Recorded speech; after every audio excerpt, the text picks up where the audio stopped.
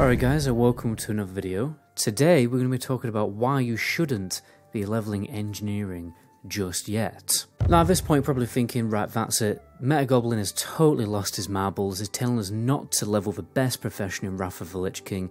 He's wearing tropical t-shirts when it's raining outside. What on earth is even going on at this point? And I'm not saying that, guys, like, don't get your knickers in a twist. What I want you to do is I want you to think back to the Burning Crusade beta development stages. One of our biggest concerns with the Burning Crusade is how overpowered leatherworking was as a profession when it came to a raiding environment. Because on private servers you can get blue drums straight away, the radius for drums was 30 yards, I'm pretty sure anyway, and obviously there was no tinnitus buff, which means you could just stack drums over and over again. And this meant that pretty much everyone would have gone leatherworking in TBC. Like everyone who was raiding, because it would have been that strong. And if absolutely nothing changes with engineering in Wrath of the Lich King, then the exact same thing will happen. Everyone will go engineering.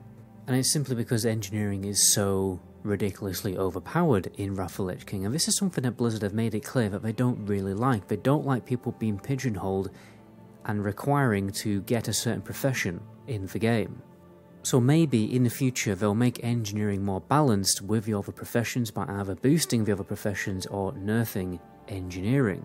Many people in TBC got their leatherworking materials prepared to level it up before that nerf was implemented, and that left a lot of people really upset and obviously disappointed, because then they've spent all that gold on a profession that they didn't need to get.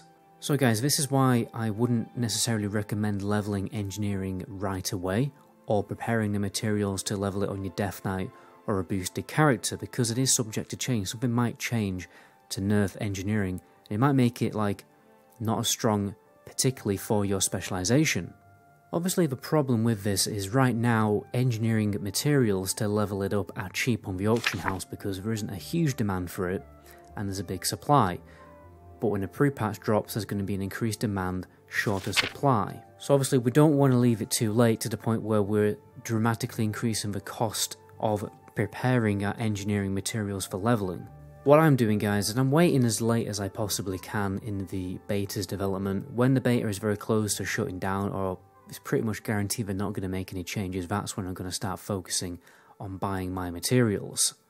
But right now, as it stands, in Wrath of the Lich King, the engineering profession is very overpowered, mainly to the tinkers, which now function as enchants, not actual items that you have to get in TBC. So for instance, the Nacho boots, it's actually an enchant rather than having a separate item like the rocket boots, also adding 24 crit rating.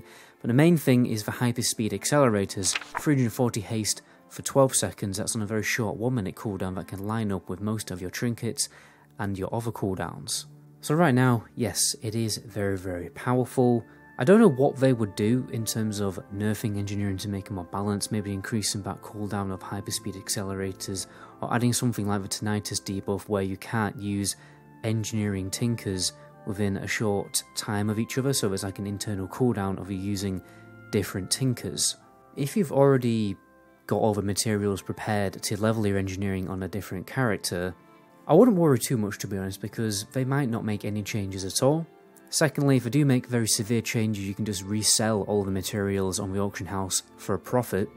And thirdly, it's a pretty cool profession to have anyway, even if it does turn out to not be the best profession for raiding, but it most likely will. Remember, you've got stuff like Jeeves, you got the army knife, which is a resurrection, you got the mole machine, which is actually called the mole mailbox, which is essentially a mailbox every 2 hours.